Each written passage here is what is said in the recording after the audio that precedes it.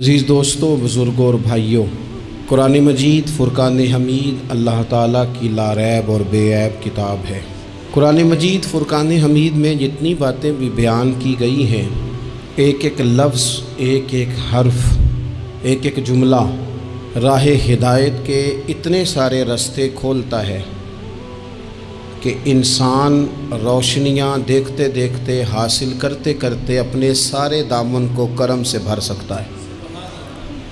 قرآن مجید نے بعض چیزیں ایک دفعہ بیان کی، بعض کو 2 دفعہ بیان کیا، لیکن بعض چیزیں قرآن پاک میں ایسی ہیں جسے بار بار بیان کیا گیا۔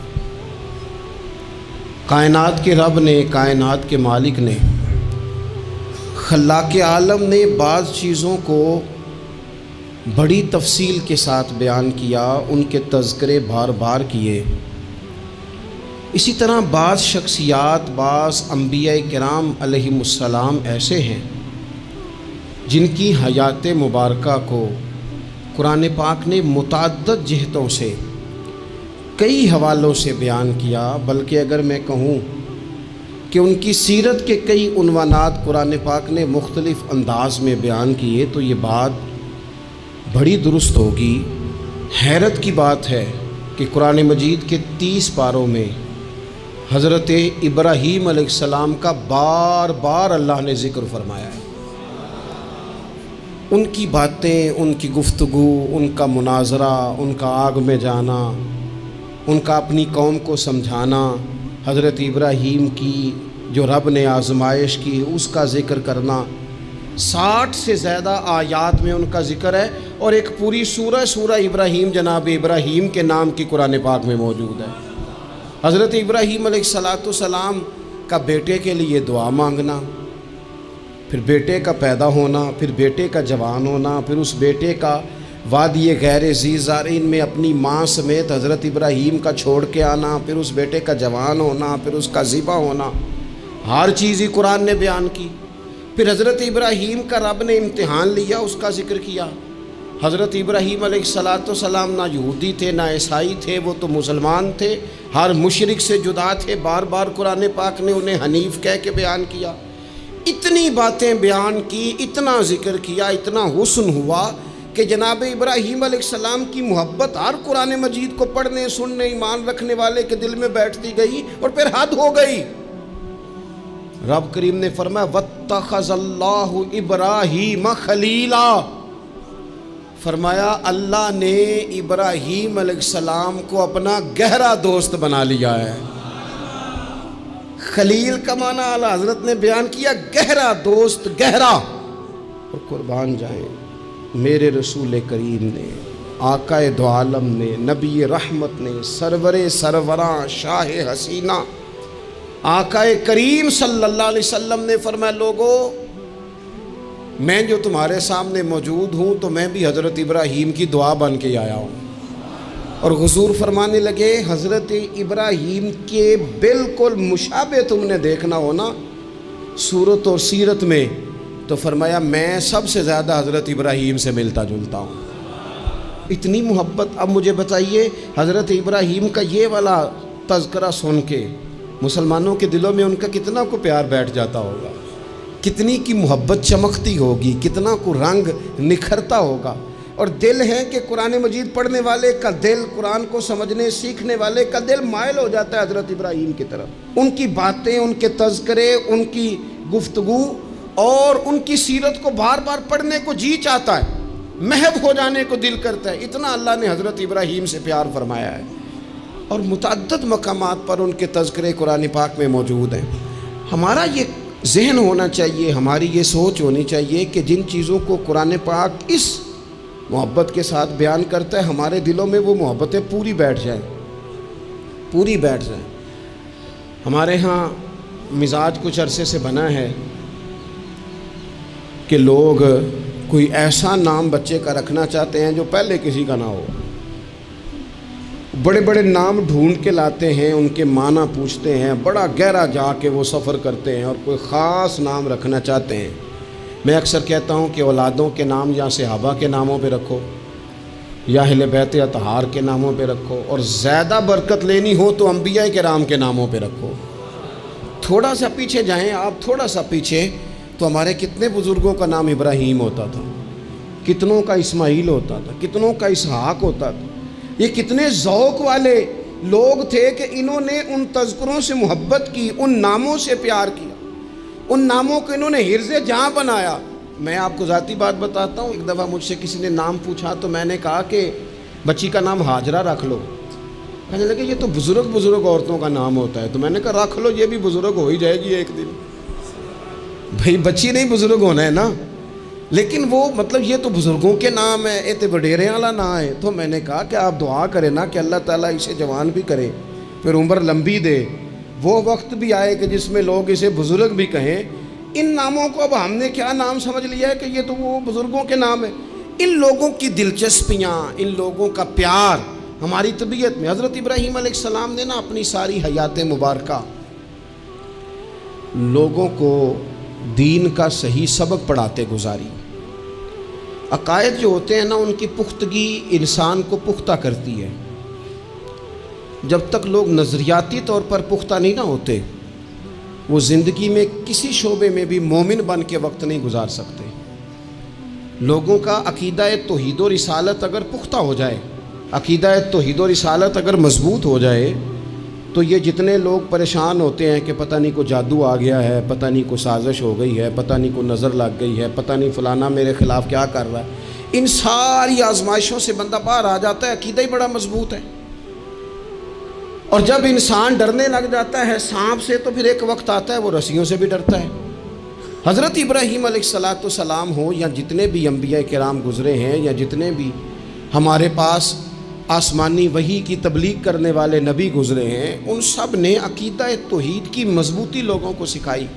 کچھ عرصے سے لبرل لوگوں نے اور بعض دین بیزار لوگوں نے اس طرح کر کے دین بیان کرنا شروع کیا ہے کہ ایک پورا فتنہ دنیا کے اندر آ گیا ہے۔ وہ فتنہ کون سا ہے؟ عقل کو زیادہ استعمال کرنے کا فتنہ، کہ یہ چیز میری عقل نہیں مانتی لہذا میں قبول نہیں کرتا۔ وہ لوگ پھر آہستہ آہستہ دور نکل جاتے ہیں۔ دین اسلام روحانی دین ہے، تو بعض عقلی دلائل جن سے بندے کو پوری طور پر سمجھایا جا سکے، سکھایا جا سکے، حضرت ابراہیم علیہ السلام ان کا بار بار بیان فرماتے ہیں۔ دیکھیں، رب وہ ہوتا ہے جو حی بھی ہو قیوم بھی ہو۔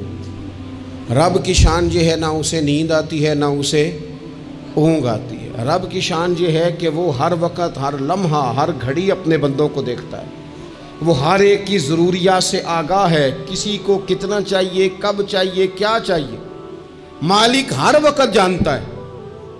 اللہ تبارک و تعالیٰ اپنے بندے کے سکھ سے، دکھ سے، آزمائش سے، امتحان سے، کامیابی سے، ہر چیز سے آگاہ ہے۔ تو رب ہو بھی وہی سکتا ہے کہ جو اتنی طاقتوں کا مالک ہو۔ حضرت ابراہیم علیہ السلام کے زمانہ مبارکہ میں نا کچھ لوگ ایسے تھے جو چاند کی پوجا کرتے تھے، کچھ سورج کی پوجا کرتے تھے، کچھ ستاروں کی پوجا کرتے تھے۔ اللہ کا قرآن کہتا ہے کہ فلما جن علیہ اللیل، جب حضرت ابراہیم علیہ السلام پر رات کا اندھیرا چھا گیا نا، تو رآ کوکبا، انہوں نے نا تارا دیکھا، قال ھذا ربی، ستارہ دیکھ کے کہنے لگے اسے میرا رب کہتے ہو؟ کیا یہ رب ہے؟ فلما افلا، پس جب وہ ڈوب گیا، قالا لا احب الآفلین، کہنے لگے میں ڈوبنے والوں کو پسند نہیں کرتا۔ چمکتا ستارہ تم نے اسے خدا کہا، اور جب وہ ڈوب گیا تو فرمانے لگے یہ بھی کوئی رب ہو سکتا ہے جو شام کو چڑھے اور سویرے ہو ہی نہ، یہ کیسے رب ہو سکتا ہے؟ جب وہ چڑھا ستارہ تو فرمایا اسے میرا رب کہتے ہو، جب ڈوب گیا تو فرمایا میں ڈوبنے والا، میری سوچ بڑی ہے، میرا معیار بڑا ہے، میں ڈوبنے والوں کو مانا، اسے کیسے خدا مان لوں جو ڈوب ہی جائے؟ پھر کیا ہوا؟ فلما رأى القمر، پھر انہوں نے چاند دیکھا، بازیگن چمکتا ہوا، قال ھذا ربی، کہنے لگے اسے میرا رب کہتے ہو؟ فلما افلا، پھر وہ بھی ڈوب گیا، چاند بھی ڈوب گیا، قال لئن لم یہدنی ربی لأکونن من القوم الضالین، فرمانے لگے اگر میرا رب مجھے پہلے سے ہدایت نہ دیتا تو میں بھی گمراہ لوگوں میں سے ہو جاتا۔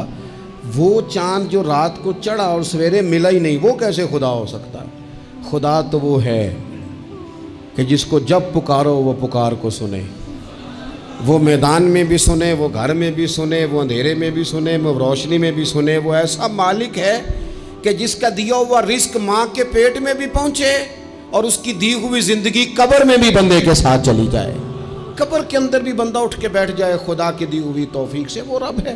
پھر جب سورج کو چمکتے ہوئے انہوں نے دیکھا، قال ھذا ربی ھذا اکبر، کہنے لگے کیا اسے میرا رب کہتے؟ یہ تو بڑا بھی ہے، سورج تو بہت بڑا ہے، اسے رب کہتے ہو؟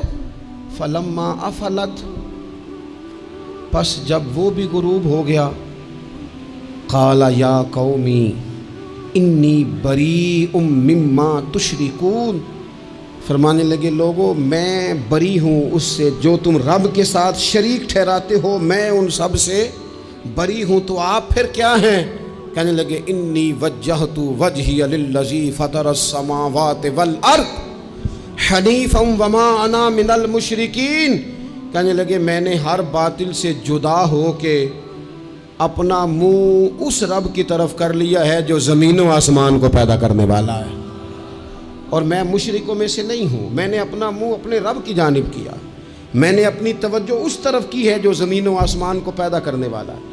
تو حضرت ابراہیم علیہ السلام بار بار اپنی قوم کو نشاندہی کرتے، بتاتے کہ یہ جن چیزوں کو تم رب مانتے ہو یہ اس قابل نہیں ہیں، اور آپ نے اس کے کئی مظاہر بیان کیے، کئی آپ نے ان سے کہا کہ ان بتوں کی پوجا کرتے ہو جو نہ نفع دے نہ نقصان دیں، ان کے سامنے جھکتے ہو، نہ تمہاری آواز سنے نہ بات سنے۔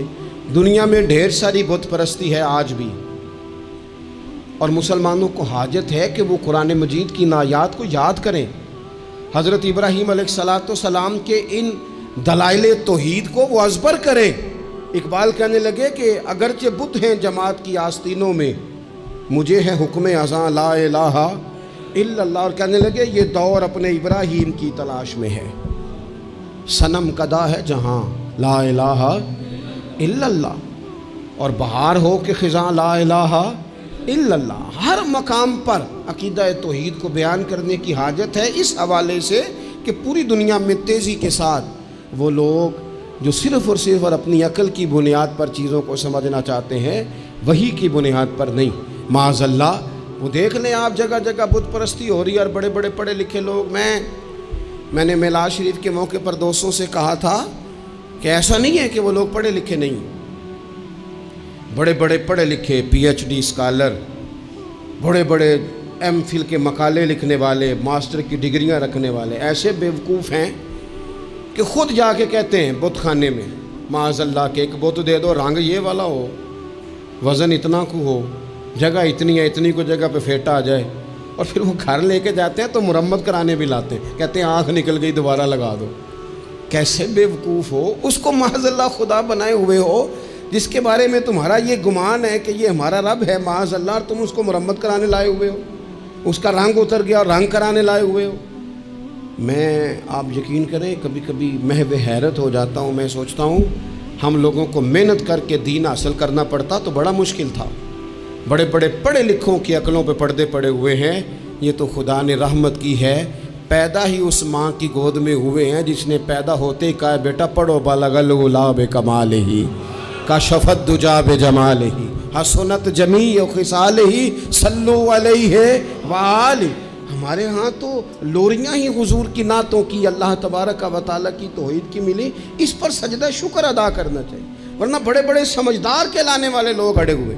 تو حضرت ابراہیم خلیل اللہ علیہ السلام کو اللہ تبارک و تعالیٰ نے بڑی عظمتوں، رفعتوں، بلندیوں اور شانوں کے ساتھ مالا مال فرمایا، چونکہ ان کا اتنا زیادہ ذکر ہے قرآن پاک کے اندر، احادیث صحیحہ کے اندر، حضور کے مقدس فرامین کے اندر، تو حضرت ابراہیم علیہ السلام کی سیرت مبارکہ ہمیں سیکھنی چاہیے۔ ایک تو قرآن مجید جو ہمیں ان کے تذکرے سناتا ہے، بتاتا ہے، اس پر ہمیں توجہ دینی چاہیے، اور ایک یہ کہ دیکھنا چاہیے کس چیز کے اوپر زیادہ ان کا مزاج تھا۔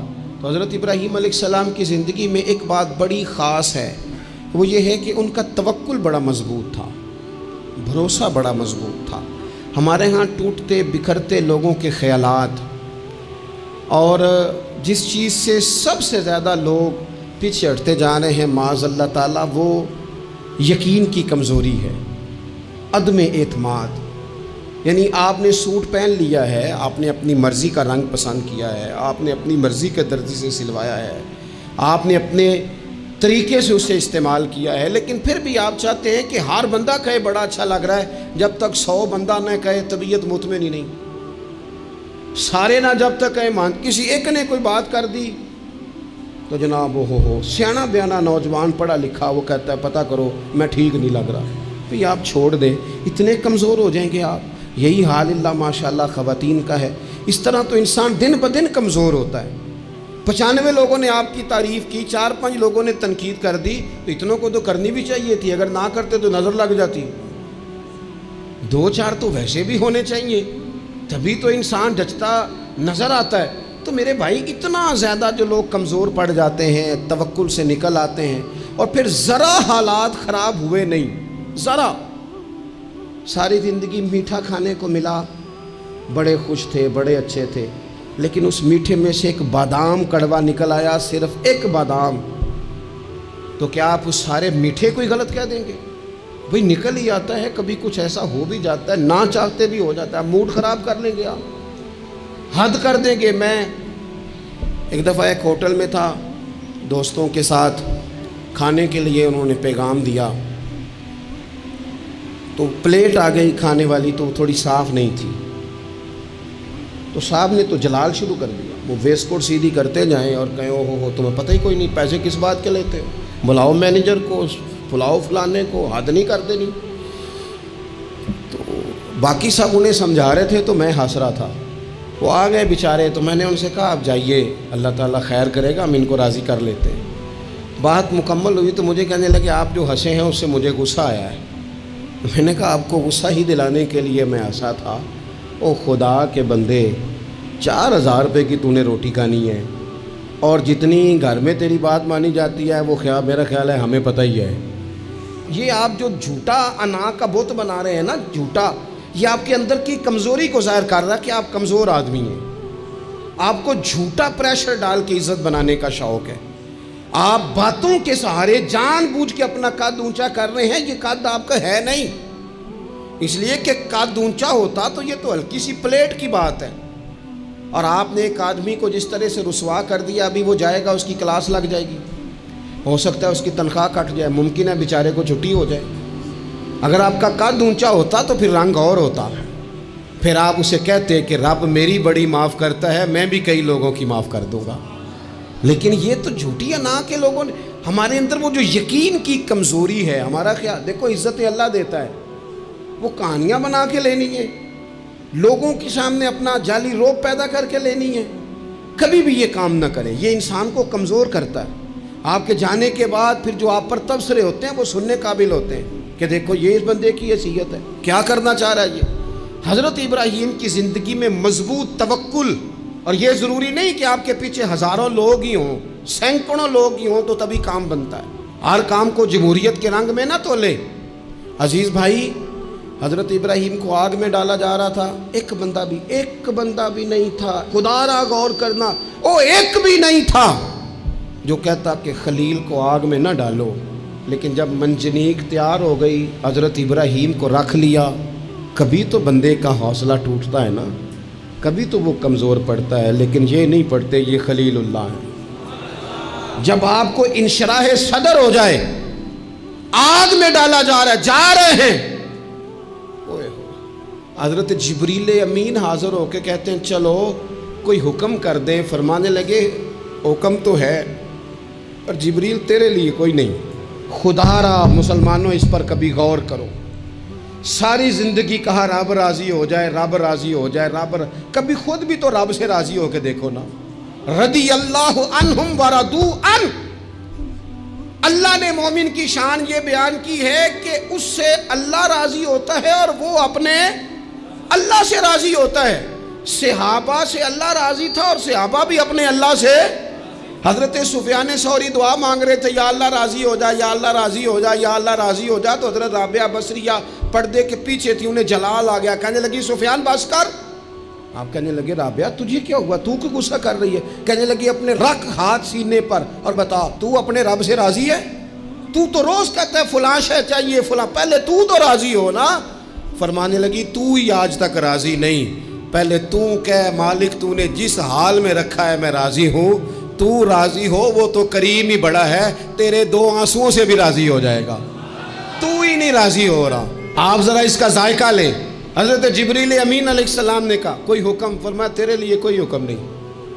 تو حضرت جبریل عرض کرتے ہیں، حضرت جبریل عرض کرتے ہیں پھر اے خلیل آپ رب سے ہی عرض کر لیں، دعا کر لیں، وہ تو کریم ہے، ابھی بارش برسائے گا، یہ آگ گئی، کوئی انتظام فرما کریں دعا۔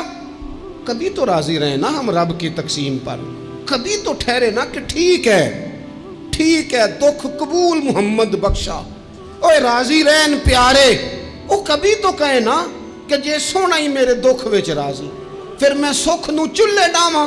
کبھی تو کہے نا اگر اس نے بیمار کیا تو قبول ہے مجھے بیماری، اگر اس نے غریبی دی ہے تو قبول ہے، اگر نہیں اس نے اولاد دی تو قبول ہے، کبھی تو راضی ہونا۔ حضرت ابراہیم سے جناب جبریل نے کہا اللہ سے دعا کر لیں، تو پلٹ کے دیکھا حضرت خلیل نے، ان کو منجنیق میں رکھا گیا ہے، آگ میں ڈالے جا رہے ہیں، اللہ سے دعا کر لیں، تو پلٹ کے دیکھا سامنے آگ ہے، آسمان سے باتیں کر رہی ہے۔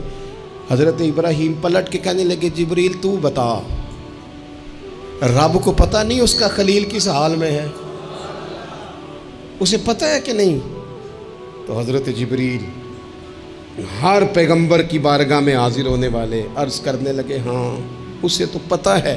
کہنے لگے جا پھر، اگر رب کی رضا یہ ہے نا کہ خلیل آگ میں جائے تو خلیل پورا تیار ہے جانے کے لیے، ہماری تیاری ہے، پوری تیاری، جس حال میں وہ چاہتا ہے ہم اس حال میں رہنے کو تیار ہیں۔ وہ دکھ قبول نے محمد بخشا، بس دعا کرو راضی رہن پیارے۔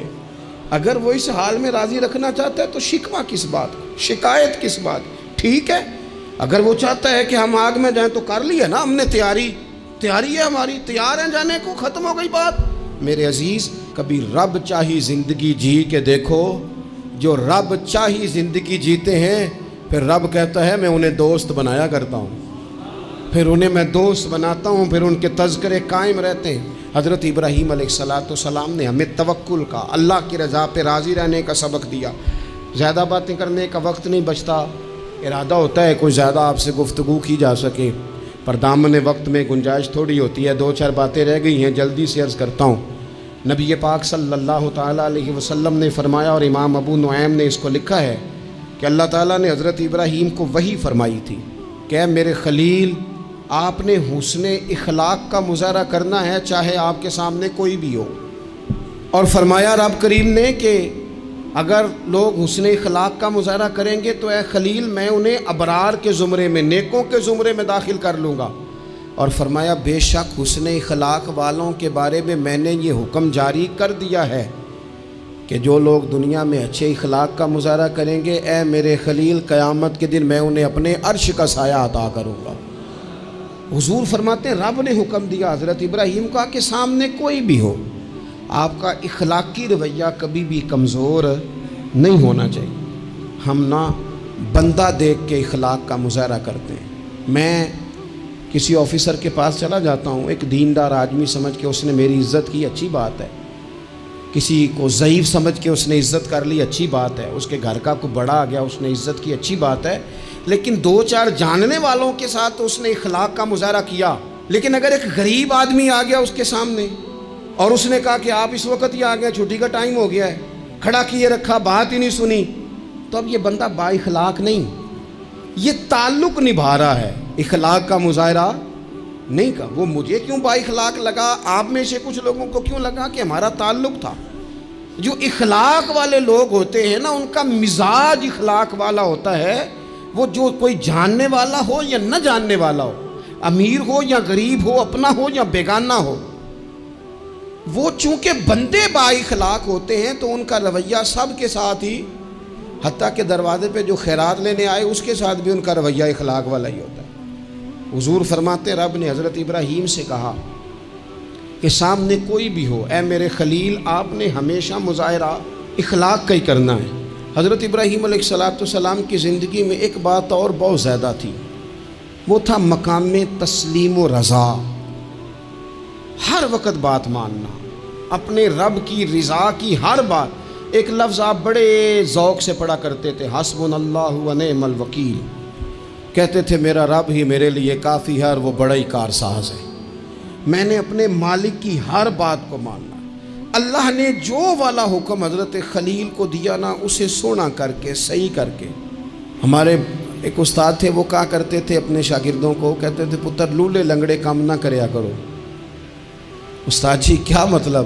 وہ کہتے تھے کام تانگ ہو کے بھی ہو ہی جاتا ہے اور خوش ہو کے بھی ہو ہی جاتا ہے، چہرے پہ شکن ڈال کے بھی ہو جاتا ہے، راضی ہو کے بھی ہو۔ استاد کو ستا کے بھی سبق سنائی دینا ہے اور خوش ہو کے بھی، تیاری کر کے بھی۔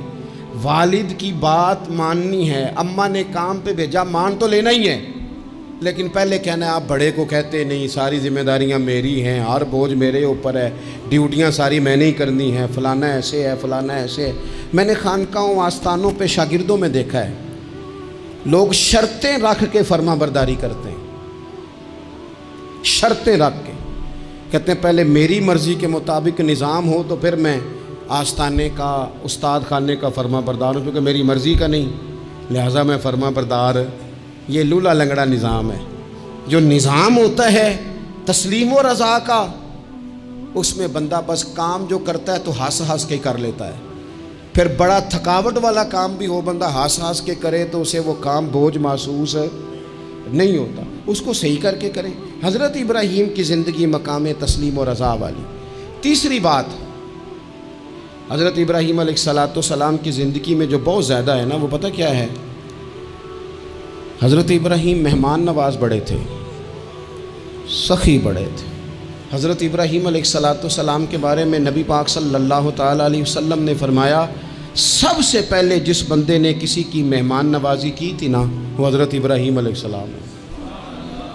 اس کا ایک معنی علماء نے یہ بھی اس حدیث کا بیان کیا کہ جس نے سونی کر کے، مسجہ کر کے، خوبصورت کر کے، تیار کر کے، عزت کے ساتھ، آنر کے ساتھ کسی مہمان کو سب سے پہلے کسی نے اس اہتمام سے کھانا کھلایا، وہ حضرت ابراہیم علیہ السلام ہے۔ زبردست مہمان نواز تھے، زبردست۔ اپنے گھر کے 4 دروازے بنائے ہوئے تھے، 4، اور فرماتے تھے میری خواہش ہے کہ چاروں طرف سے مہمان آئیں، روٹیاں پکتی رہیں، دنیا کھاتی رہے، دنیا آوے کھا کھا جاوے، راضی ہووے بلا، آئیں لوگ کھائیں، یہ میری خواہش ہے۔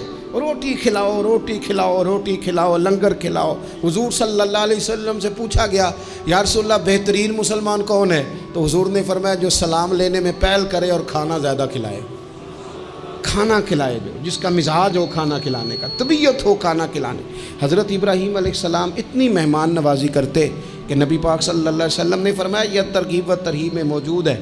حضور علیہ السلام نے فرمایا کہ اللہ تعالیٰ نے حضرت ابراہیم علیہ السلام سے ایک دفعہ فرمایا ابراہیم یہ جو آپ کو اپنا خلیل بنایا ہے نا، یہ اس لیے بنایا ہے کہ آپ کے دل مخلوق کے حق میں بڑے نرم ہیں، آپ مہمان نوازی بڑی کرتے ہیں، اور کبھی کبھی مشکل حالات ہوتے نا، ٹف حالات، ان میں بھی مہمان نوازی کرتے، ان میں بھی پانی پلاتے، کھانا کھلاتے، لوگوں کو اس دور کی ضروریات کے مطابق لوگوں کو دیکھتے۔ ہمارے نا پورا باب ہے حدیث پاک میں، بخاری مسلم میں، کہ بندہ ہمیشہ دل کا غنی ہوتا ہے۔ دلوں میں کبھی گنجائش بن جائے نا، دلوں میں، تو جیبوں میں بھی اللہ بنا ہی دیتا ہے۔ اپنے دلوں میں گنجائش بنائیں لوگوں کے لیے، اپنی طبیعتوں میں گنجائش۔ ہماری طبیعتوں میں گنجائش نہیں ہوتی، اللہ تعالیٰ بعض بندوں کو نواز دیتا ہے، انہیں چاہیے کہ وہ گنجائش رکھیں، کشادہ کریں اپنے دل کو، سینے کو۔ حضرت ابراہیم علیہ السلام نے نا ایک دفعہ قحط ہو گیا تھا، تو مہمان تو اب آئے بیٹھے تھے، بلکہ ان دنوں میں مہمان زیادہ بڑھ جاتے ہیں، کئی دفعہ زیادہ لوگ آ جاتے ہیں۔ اب وہ قحط کا زمانہ تھا، بہت ساری جگہوں پہ فصل ہی نہیں تھی، اناج ہی نہیں تھا، تو مہمان زیادہ ہو گئے۔ اب حضرت سارہ جناب ہاجرہ گھر میں موجود ہیں اور لوگوں کی لائنیں لگی ہوئی ہیں۔ حضرت ابراہیم علیہ السلام کا مصر میں ایک دوست تھا، حضرت حکیم الامت نے اس کو لکھا ہے، آپ نے نا اس کو کچھ سامان بھیجا، بوریاں بھیجی، فرمایا یار تیرے پاس گندم ہے تو ذرا گندم کی بھر دے بوریاں، مہمان بڑے آ گئے ہیں، روٹی کھلانی ہے لوگوں کو۔ حضرت ابراہیم نے وہ چند बोरियां अपनी उस मिस्री दोस्त की तरफ भेजी कि गंदम की भर दो, मेहमान ज़्यादा आ गए हैं तो यहाँ तो कहत है। अब वहाँ जब गए लेने के लिए खुदाम ऊँट लेके बोरियां लेके, तो उसने कहा जी गल्ला तो यहाँ भी ख़त्म हो गया है, अब ये खाली बोरियां लेके वापस आ रहे हैं। अब इन जाने वाले खुदाम को भी पता था, जो करीब रहने वाले होते हैं वो खानकाहों के, आस्थानों के, मदारस के, मराकज़ के मिजाज से भी आगाह हो जाते हैं। उनको पता था कि अब मेहमान तो बैठे हैं बीसियों, दर्जनों, सैकड़ों, तो सबको पता है कि भाई गंदम आ रही है, मिस्र से आना है तो खाना मिलना है। अब बोरियां जब खाली आएंगी तो बड़ा मसला बन जाएगा, उनके तो दिल कमज़ोर पड़ जाएंगे। उन्होंने कहा कि तसल्ली देते हैं, इनको तसल्ली देते हैं। रास्ते में ना कुछ रेत बोरियों में भर ली ताकि फ़ौरी तौर पे देखने वाले परेशान ना हों। रेत भर के ले जाते हैं और फिर जाके आराम से रख देंगे। फिर हज़रत इब्राहीम से गुजारिश करेंगे, गला नहीं मिला, वो एक खूबसूरत सा आवाज़ करेंगे, लोगों को, दिलों को तसल्ली हो जाएगी और फिर अगला बंदोबस्त कर लें। अब वो बोरियां सारी की सारी रेत से भरी रखी। हज़रत मुफ्ती अहमद यार खान साहब रहमतुल्लाह अलैह ने लिखा है कि वो बोरियां ला के जब लोगों ने आते देखी बोरियां, तो तबीयत लोगों की कई दिनों का खाना नहीं खाया था हशाश बशाश हो गई। बच्चे, बूढ़े, बीमार, सभी के दिल तसल्ली में आ गए कि आज खाना मिलेगा। बोरियां कोने में रख दी। हज़रत इब्राहीम आराम फरमाते कहीं या किसी ज़िक्र फ़िक्र की मसरूफ़ियत में मशगूल थे, ज़ाहिरन उन्हें बताया ना गया। अब वो जहाँ गंदम रखी जाती थी वहाँ जाके वो रेत की बोरियां रख दी। वो खुदाम वहाँ से हट गए चूँकि वो घर का हिस्सा था। अब जनाब हाजरा हज़रत सारा उठी, रेत वाली बोरियां जब खोली तो बेहतरीन गंदम निकली अंदर से।